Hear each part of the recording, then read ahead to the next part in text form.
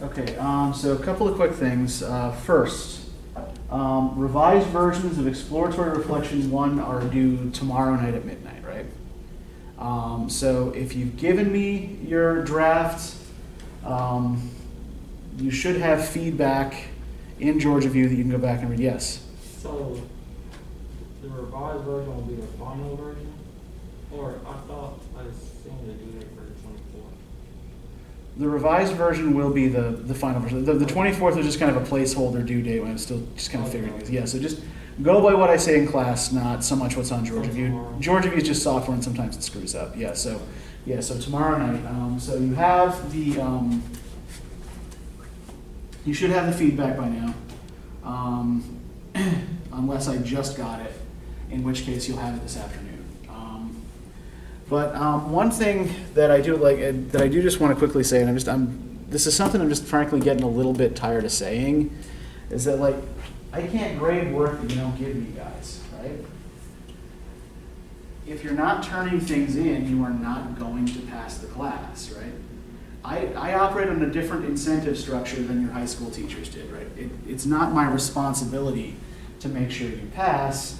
It's not my responsibility to make sure that you continue to qualify for extracurricular activities, right? That's all on you. If you fail the class, nothing happens to me, right? There are no consequences for me. This doesn't mean that I want you to fail, right? I want you to succeed. I want you to do well. And I want to help you if you need help. But just not turning things in doesn't do anything for you, right? All right, so that said, okay, so for Thursday, you're going to be starting on assignment 5 on page 177 of writing analytically, and that is going to be the first stage of writing paper 1, right? That is where we're going to sort of begin writing paper 1, which is, in some ways is going to be an extended version of this exploratory reflection, right? So what you're doing for the exploratory reflection is looking in detail at one of the readings that we've been doing, right? What you're going to be doing for the longer paper is trying to construct an argument using all 5.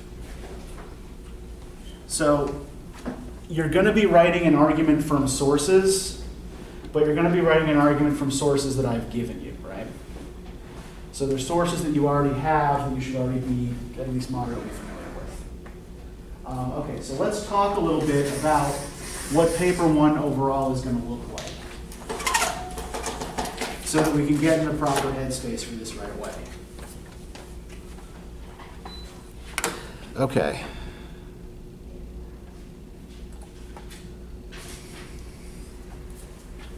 And we'll just wait. Let's just wake up.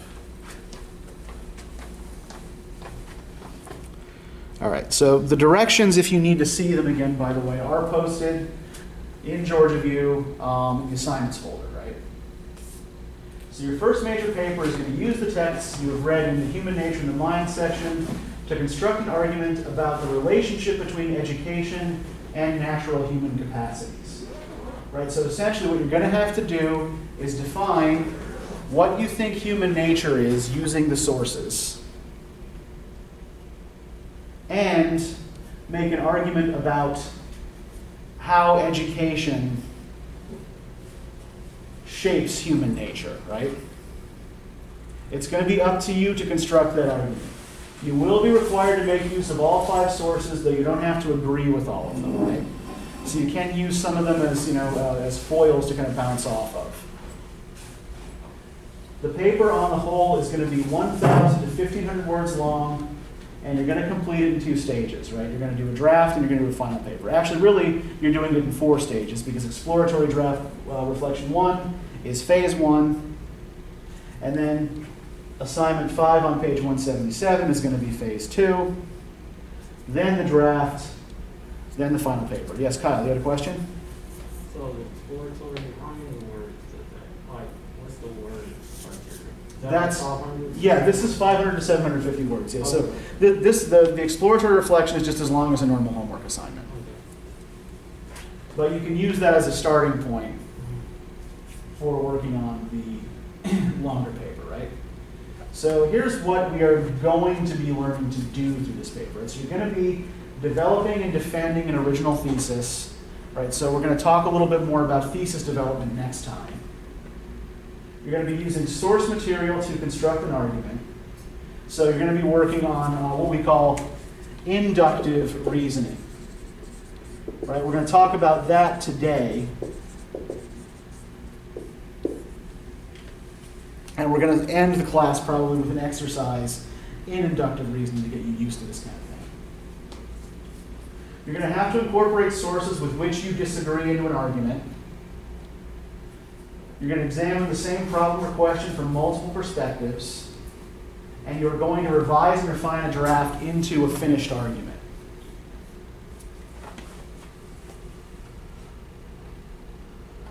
All right, so basic requirements here, right? 1,000 to 1,500 words. So about twice the length of the exploratory reflection, right? Don't give me fewer than 1,000. Don't give me more than 1,500. If you're giving me more than 1,500, then you're probably trying to bite off more than you can chew. Right? Longer is not necessarily better. You're going to double space all submissions. Citations should be MLA style with a works cited page and in-text parenthetical citations. Most of you already we're already doing this for the exploratory reflection. Those of you who were not getting this right, I sent you links to Purdue OWL to show you how to do it. And you must incorporate all 5 of the essays in the unit. Okay, so does anybody have any questions so far? Okay, so in terms of the draft. So the draft you submit for this has to be at least 75% of the total required length of the final paper to receive full credit, right? You will get credit for the draft and for the final paper on this. You will get full credit for the draft if I get 750 words that are not plagiarized. Otherwise, the draft should represent your best attempt at responding to the assignment before receiving my feedback.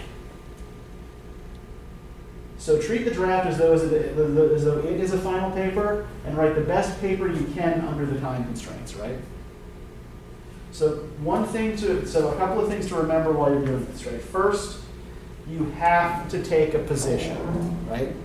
You have to be arguing for something. Don't be wishy-washy. Argue for the position within the debate that you think is the strongest. Also remember that there are more than 2 possible positions on this or any other issue, right? I think we tend to assume that there's a right answer and a wrong answer. There is no right or wrong answer here. There's no specific right or wrong answer here. Some answers are going to be better than others, but it's all going to depend on what kind of case you can make with the evidence that you've got, right? So remember that you don't have to fall into an either-or thing here. Also, and most of you are already doing this, I think because I've already told you to do this, but it's good to keep this in mind. Quote your sources directly in order to analyze them, right? You're not just plugging in your sources as evidence, you're also picking apart what they say. And it's easier to see that, it's easier to do that if you've actually got the quote in front of you, right? The norm in the humanities generally is to quote rather than to paraphrase or summarize, so just get used to doing that in classes like this. The other thing, too, is don't quote more than you need to.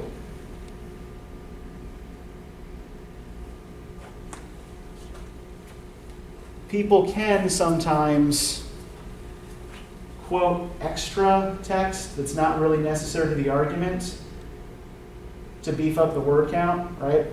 Don't do that. That's pretty transparent. I'm going to see through that. So only quote the parts of the source that are relevant to what you're trying to say, right? Although you should also make sure you're trying to represent the source's words and arguments fairly. Right? Don't pick and choose words or cherry pick words to reach a kind of preconceived point. Okay, so this is what we're doing for the draft, right? Does anybody have any questions about this?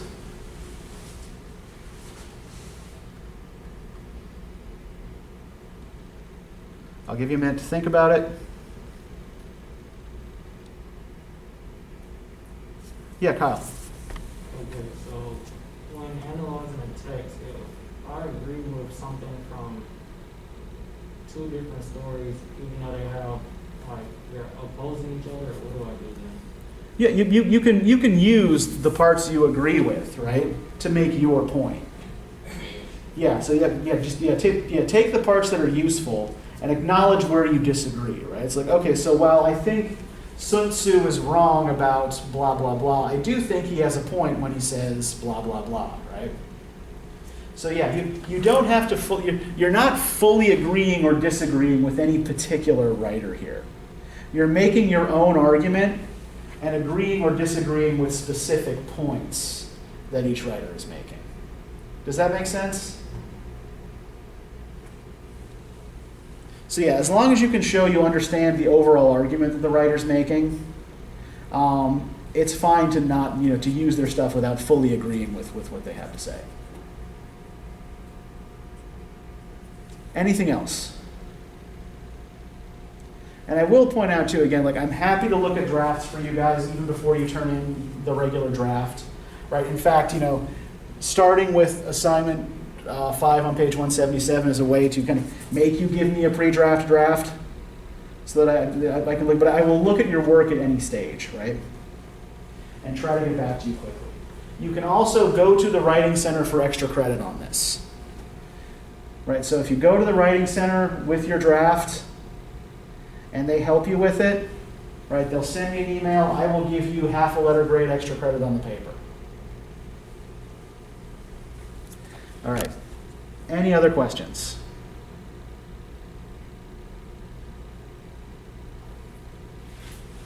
Okay, then let's talk about claims and evidence. So, what's the distinction between these two ideas? What's a claim and what is evidence? A claim doesn't necessarily have to be true. Okay, yeah, claim is something that is not objectively true, right?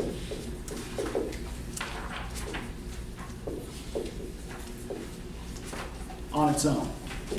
A claim is an arguable proposition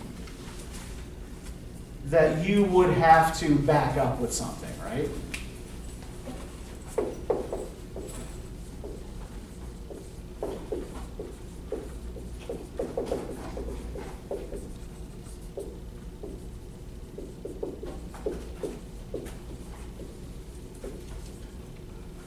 And then what do we mean by evidence? Source information that makes something true. Yeah, when we talk about evidence, we're talking about objective data and facts, right?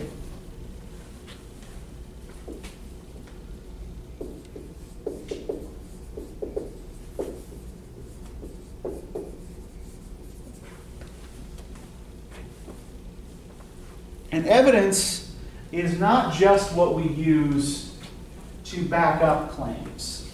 It is also what we, and more importantly, what we use to generate claims, right?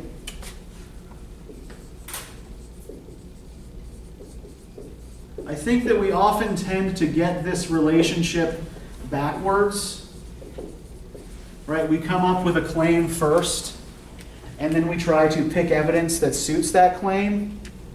What we need to try to do, what we need to try to make ourselves do is kind of work the other way around, right? We need to look at the evidence first and look for patterns in that evidence that help us to generate a claim, right? And that's basically what we've been doing all semester so far, right? We look at something, we find a pattern within it, whether it's a pattern of repetition, whether it's a binary, or whether it's something that doesn't fit. And then we try to come up with an explanation for it, right? That is the basic process by which good writing works, right? Observation, drawing out implications, and then coming to conclusions about it, right? But first we need to make sure that we recognize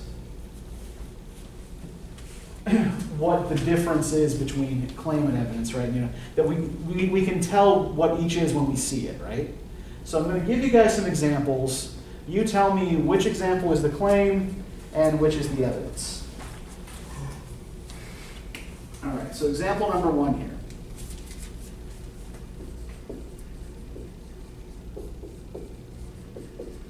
Andrew Jackson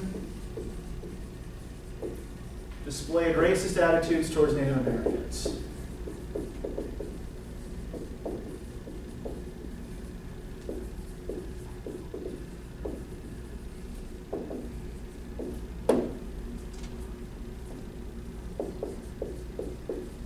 He sent the Cherokee from Georgia to Oklahoma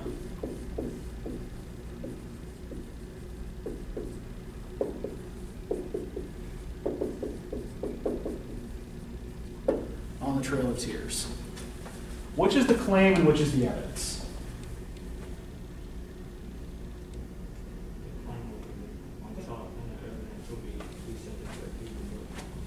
Yeah, the second statement, right, this is objectively true, right? This is fact.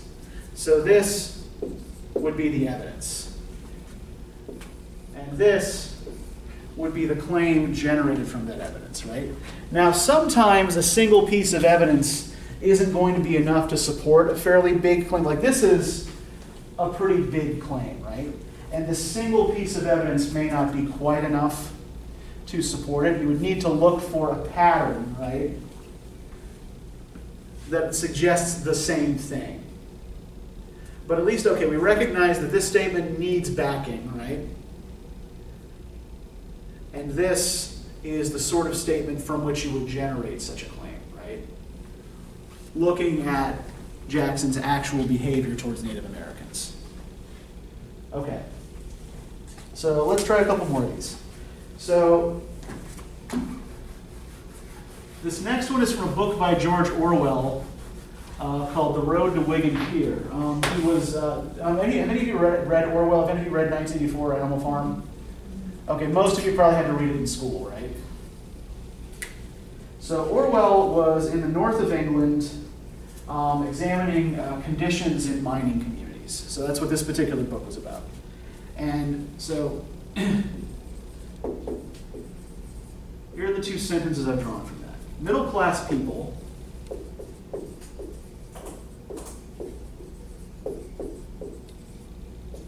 are fond of saying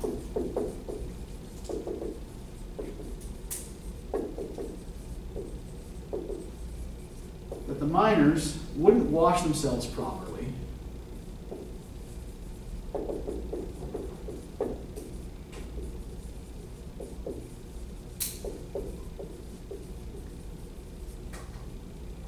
even if they could,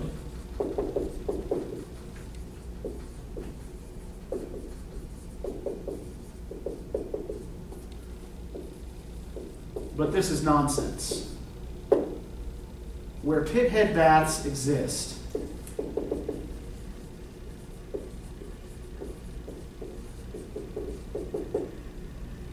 practically all the men use them.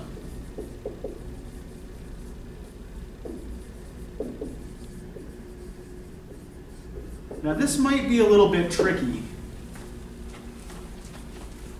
Which is the claim and which is the evidence?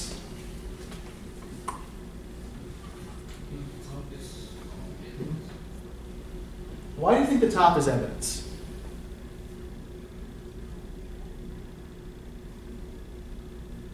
Because he said this is nonsense. Okay, well, what does the phrase "this is nonsense" suggest?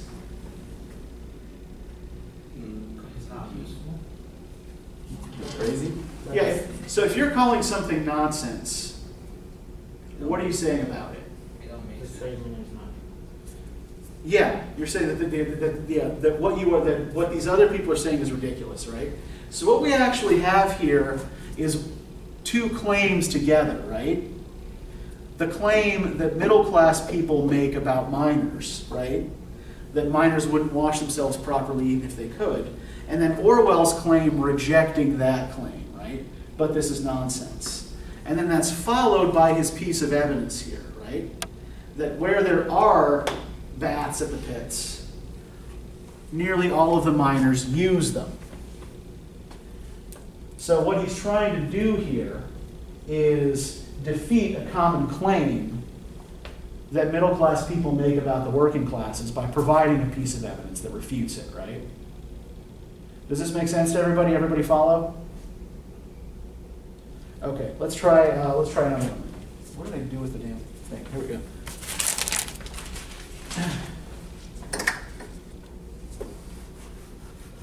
So this is from a book of art criticism by a guy named Walter Benjamin. It's called The Work of Art in the Age of Mechanical Reproduction. Benjamin was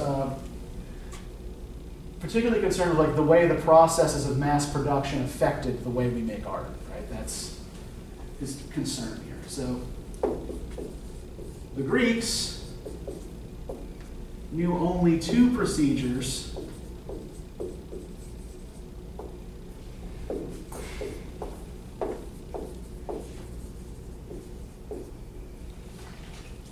for technically reproducing works of art.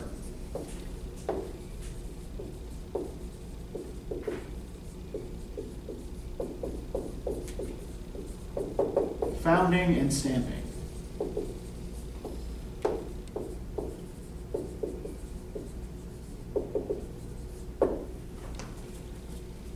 Mechanical reproduction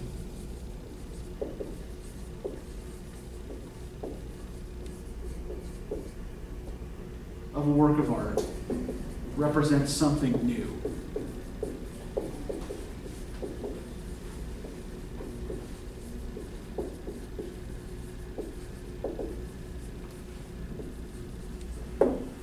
So think about this way, right? Which of these two statements could you look up in a book to verify the truth or falsehood of? Which of these two statements could you look up to verify? The one on the top. Yes, good, Kyle. Yes, this is the evidence, right? You could look this up to see whether or not this was true. So the claim is that mechanical reproduction of a work of art represents something new, right? Based on the idea that the ancient Greeks only knew two ways to reproduce works of art, both of which are done by hand. So reproducing art through machine must be something new, right? The claim follows from the evidence. Okay, one more.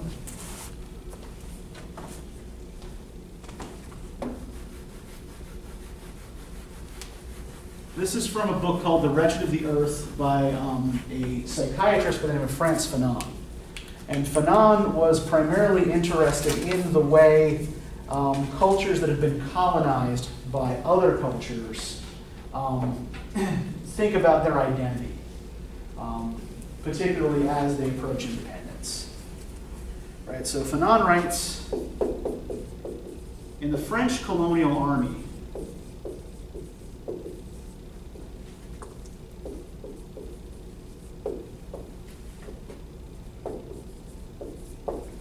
the black officers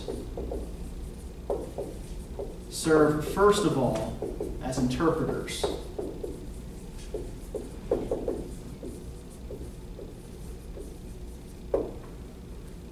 The colonized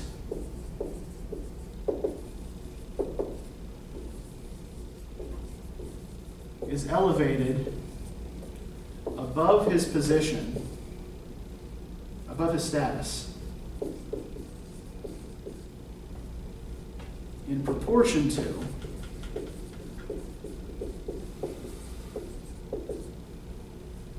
his adoption of the mother country's cultural standards.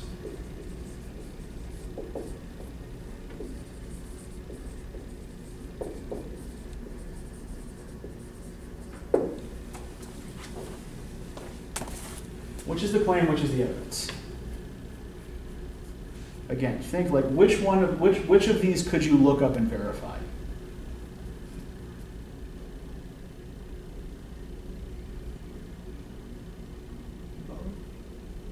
think the bottom would be the evidence. You'd say the bottom one would be the evidence? Why do you think the bottom one's the evidence? Like you said, like in terms of looking it up to see if it's true, like, I mean, we don't know, but if you do look it up and find out that their status could be, I guess, elevated in terms of the cultural standards, that I would think that's evidence. Well, if we think about it this way, so if you're looking at someone who's an officer in the Army, right? Is an officer someone whose status has been elevated? If you're an officer, it means you're not a common enlisted man, right? You're not a private. So, again, like which of these could you actually check up on to see if it's true? First one? Yeah, the first one. You could actually look up Army rosters, right? To see the names of black soldiers who became officers, right? And see what they did to become officers, right? There would be a record of that. You know, whether or not they first served as interpreters. So, this is the evidence, and this is the claim, right? So if the black soldiers who get promoted to officer have to serve as interpreters first for the French, right?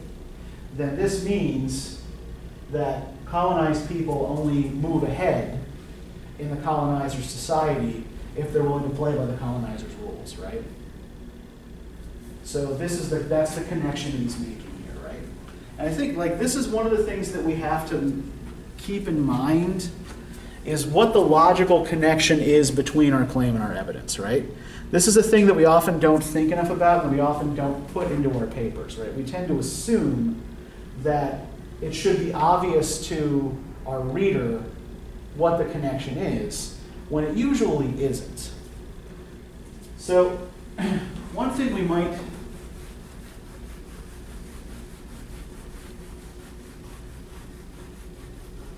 think about doing, kind of like one model we might look at is what's called a syllogism.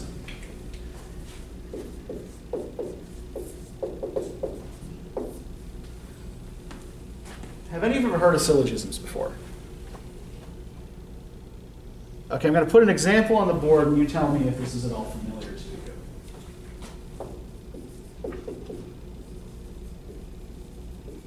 Right. All humans are mortal. Socrates is human. Therefore,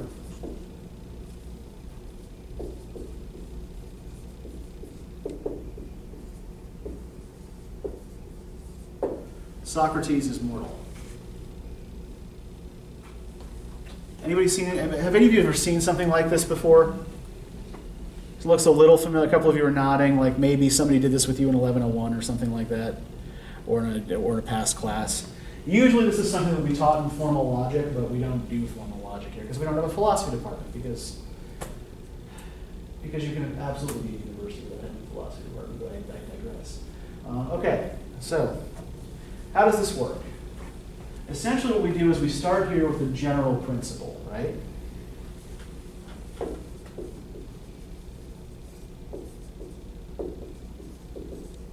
Right. Something that applies to a broad group. All humans are mortal. We then test this proposition with a specific example.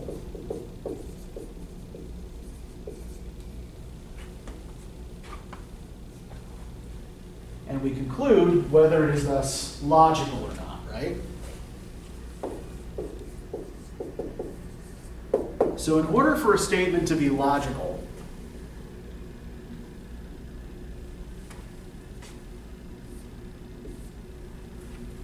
these parts have to agree,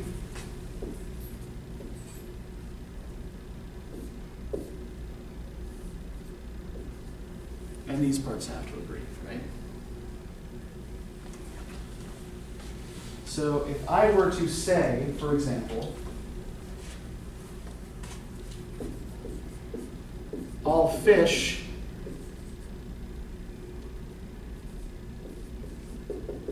can swim,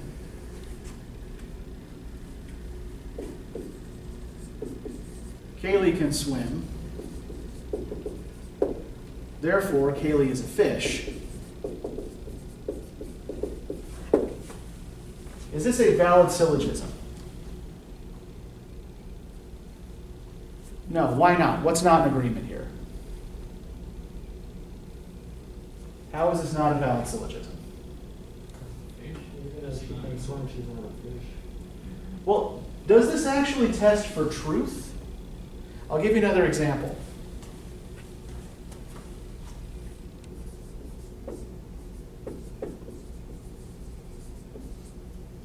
Right. All students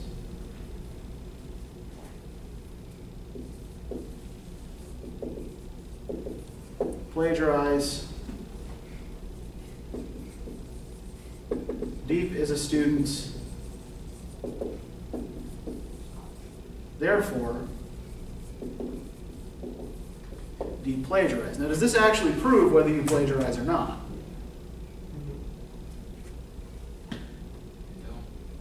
No, it doesn't, right?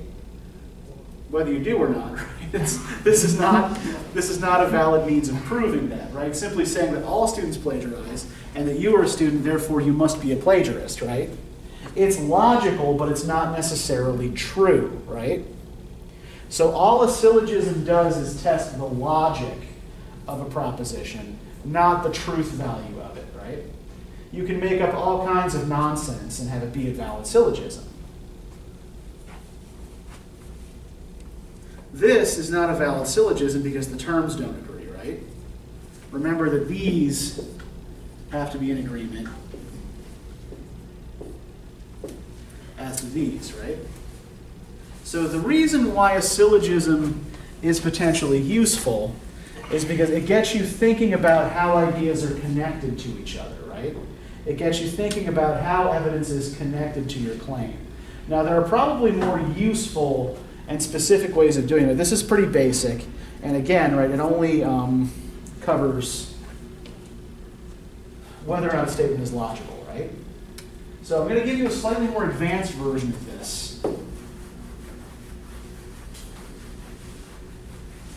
It's called the Toolman Model of argumentation. It's named after a philosopher of language named Stephen Toolman. So the simplified version of the Toolman model also has 3 parts, right? Claim, data or backing, and the warrant, right? So claim and data, okay, we know what that is, right? That's the claim and evidence that we've been working with. The warrant is the logical connection between the two, right?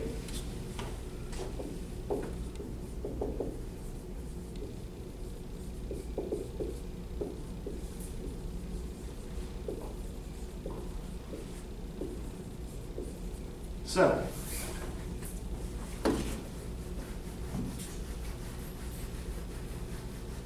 if I was to make the claim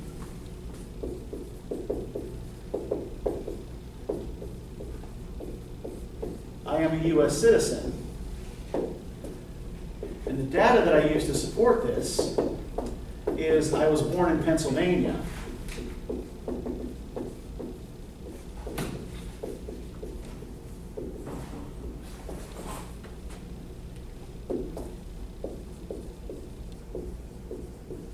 What's the warrant that connects this data to this claim? What's the law? What allows me to say that I'm a U.S. citizen because I was born in Pennsylvania?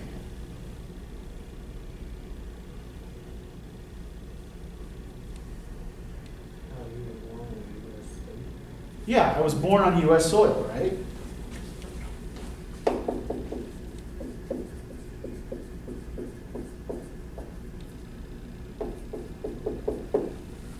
And legally, anyone who was born on U.S. soil is a citizen, right?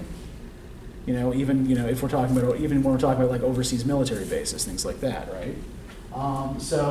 There are other pieces of data I could use to make that claim, right? That my parents were both U.S. citizens, but like the warrant would more or less be the same, as the law allows for this particular kind of citizenship, right? Okay, something a little bit more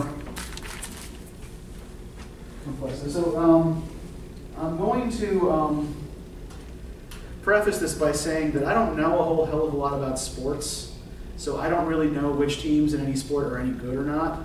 I just know what teams my dad liked when I was a kid. So that is solely what I'm basing this on, okay? So the claim.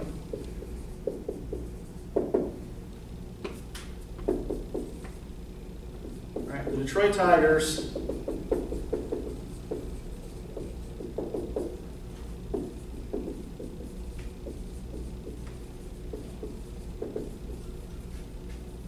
will win the World Series next year. The data with which I support this is that they have the best pitching in the league. Again, I have no idea whether or not this is true, but it was true when I was a kid.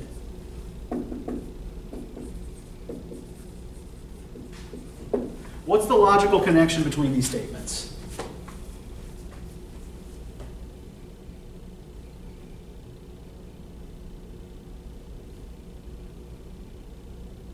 How is having the best pitching in the league connected to winning the World Series? What am I suggesting about what it takes to win games?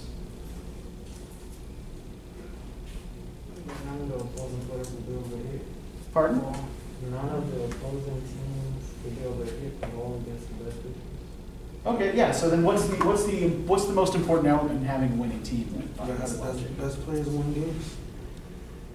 The best players win games. Well, are we talking about just having the best players here specifically? How is pitching connected to this particularly? What am I suggesting about baseball? They're good. Pardon? They're good. Okay, that they're good, right? Yeah.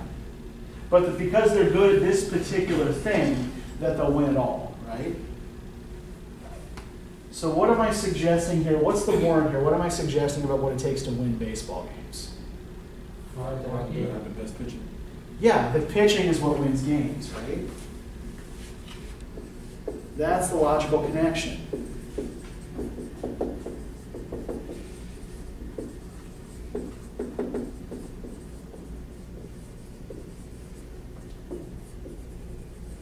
All right, do we see how this works? Do you guys see what I'm doing? All right, so let's try one more here.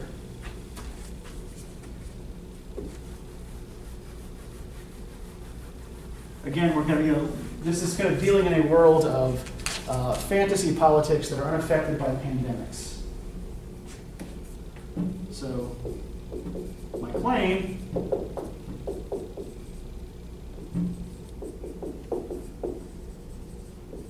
the next Democratic National Convention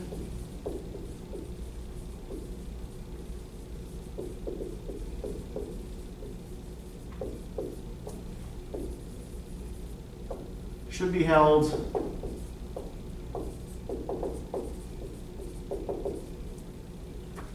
in Wisconsin.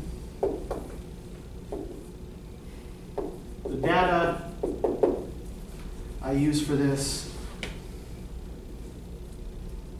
is that their candidate narrowly lost Wisconsin in 2016. So what would be the logical connection here? What would be the warrant for this?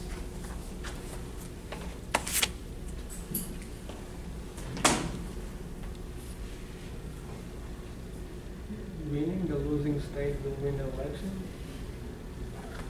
Okay, yeah, or at the very least, that paying more attention to a state you lost will help you win there, right?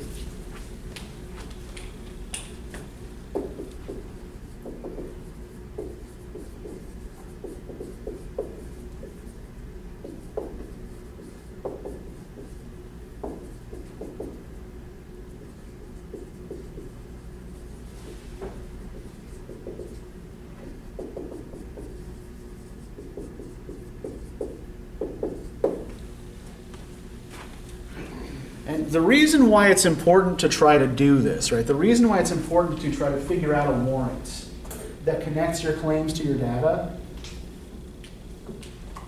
is that it's not self-evident to your reader how the two things are connected, right? Like, so I will often get student work where, the student will quote from a source and say, thus we see that blah, blah, blah, right? Well, no, I don't see how that is, right? You have to explain to me how you're getting this claim from the evidence that you've selected, right? You've always got to try to explain what your thought process is. And I think it helps if we think of writing as being more like thinking on paper, right? I don't want you to just give me the conclusions you come to. I want you to show me the thought process that you're using to get there, right? So a good model for setting up a paragraph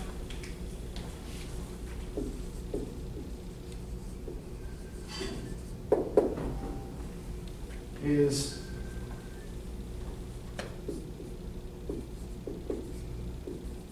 make a claim,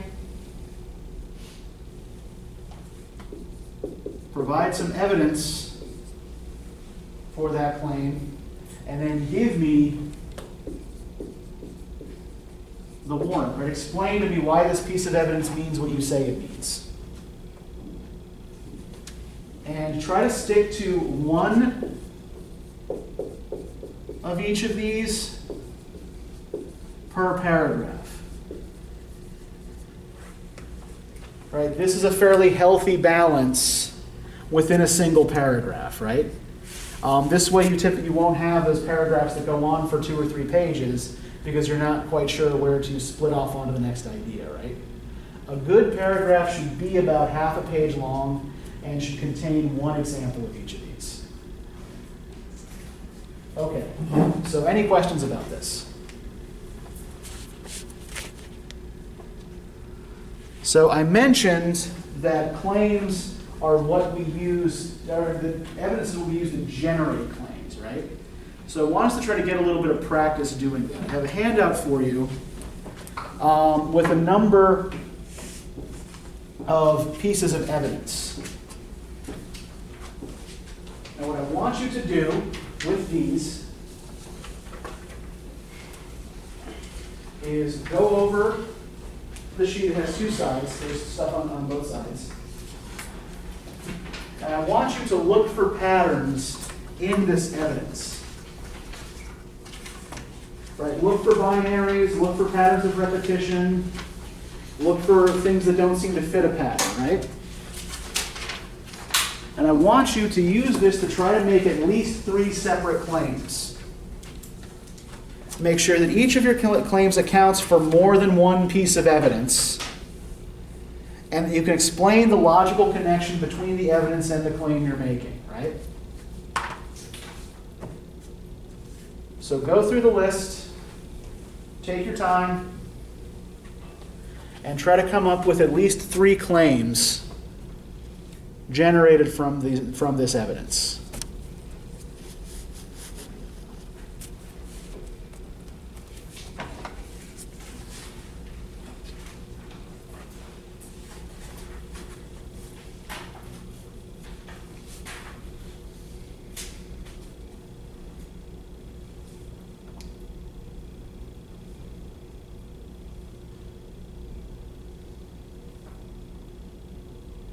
And you can write on the sheet. I don't want them back.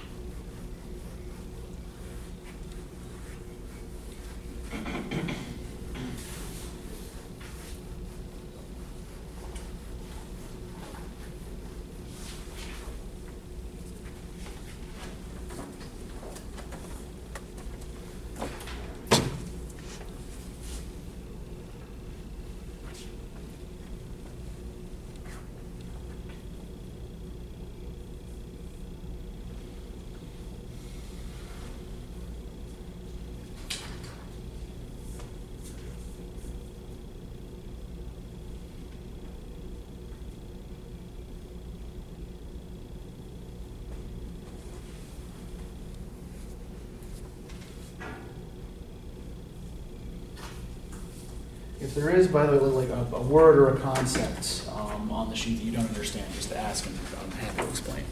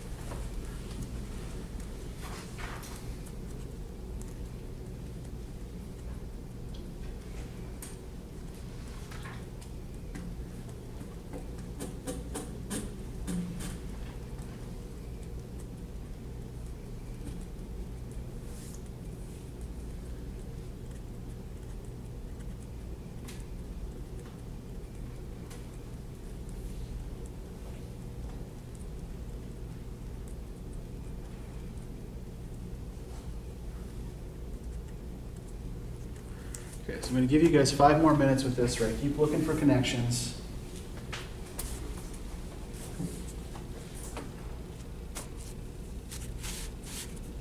And see if you can find ways to incorporate more pieces of evidence into claims you've already made, right? Maybe if by refining the claim a little bit, you can include more evidence. Anything is connected? Well, yeah, I mean, there are connections between all of these things, right? So what you're trying to do is pull out what's implied there, right? What you're trying to do is look for what those connections are.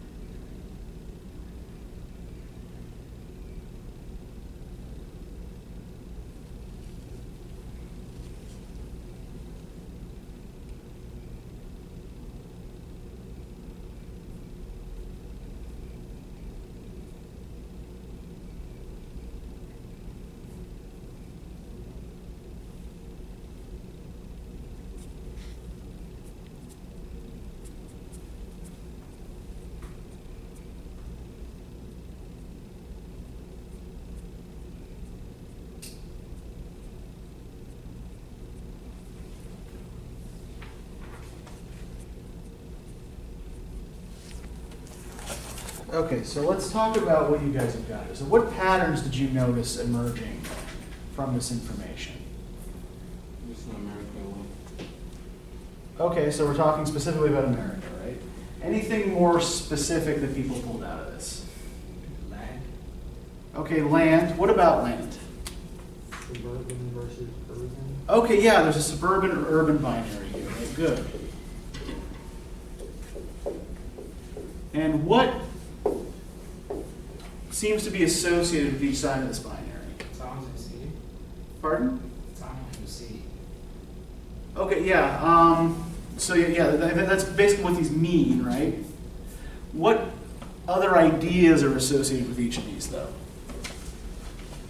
Like in urban society, there's like strip malls, industrial parks, commercial, real estate.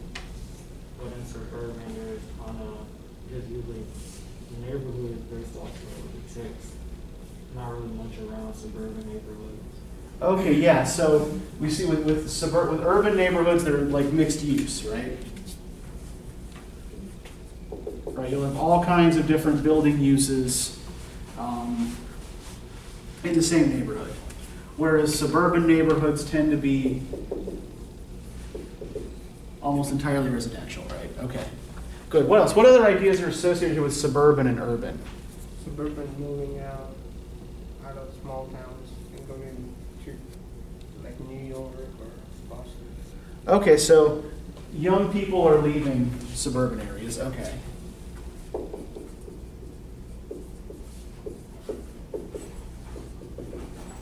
Urban areas of young people arriving, right? Okay, what else? What other ideas are associated with these? And try to think about things that are that connect more than one piece of evidence here, right? What does the evidence suggest you need to get around in the suburbs? Yeah, you got to have your own car, right? What about in an urban area? Public transportation. Yeah, public transit or walking, right?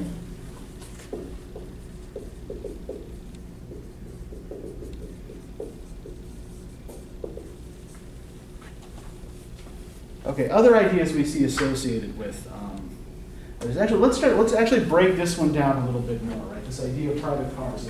Where do we see the importance of cars in suburban neighborhoods? Which pieces of evidence speak to the importance of cars? Also, suburban neighborhoods are very often public transportation. Okay, no public transit, right? Available in the suburbs. What else suggests that you need or are expected to have a car?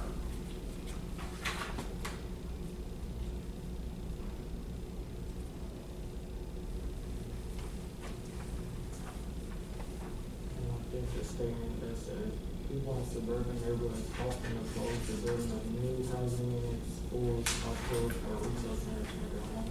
Okay, yeah, nothing's close to it. Nothing's close to anything else, right? Right, things are far apart.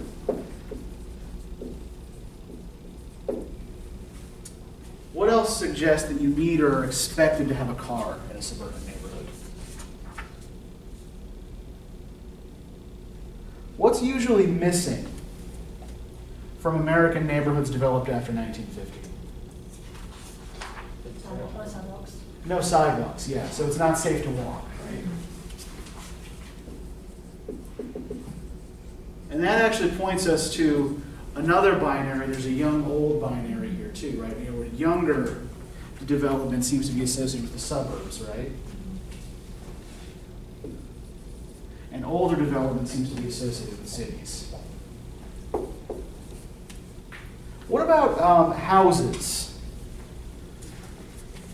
What about houses suggest any particular attitude towards cars? Private property. Okay, that everybody has private property, right? They have garages and carports. Yeah.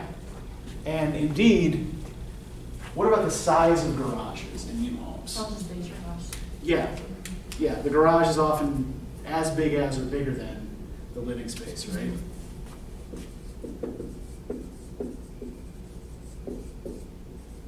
Okay, so we're pulling a theme out here about the importance of cars in suburban neighborhoods, right? And the relative lack of importance of cars in urban neighborhoods. Now let's look at how the consequences of car-focused development might play out here. So if we look at this piece of evidence here, so while older American towns and cities are set up according to grid patterns, in which multiple walking or driving routes can be used to reach the same destination in the same amount of time, newer cities and suburbs tend to be designed as cul-de-sacs that empty out onto a single feeder road. Does everybody know what a cul-de-sac is? It's like at the end of the road, it's like a circle, right? Yeah, it's like a circular neighborhood with, you know, streets arranged kind of like this, and it all empties out onto a single feeder, right? So anybody who's driving into and out of the neighborhood, like there's kind of one way in and out, right?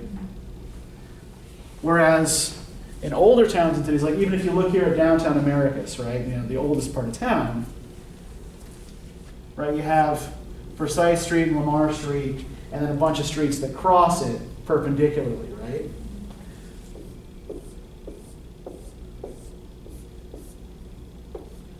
Which gives you more different options to get to the same place in the same amount of time. So what do these cul-de-sacs with feeder roads create? What happens if you have a lot of people trying to get in or out? It's congested. Pardon? It's like congested. Yeah, it creates traffic congestion, right?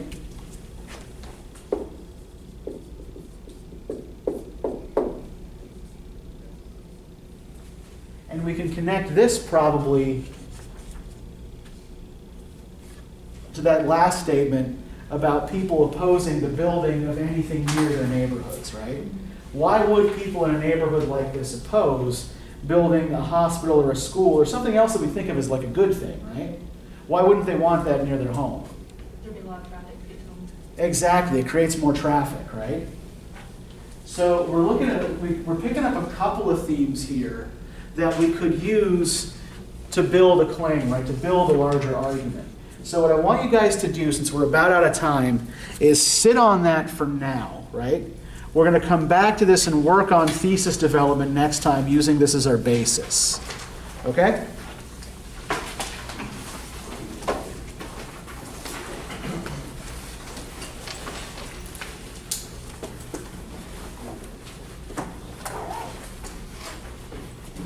So make sure on Thursday you bring this back with you.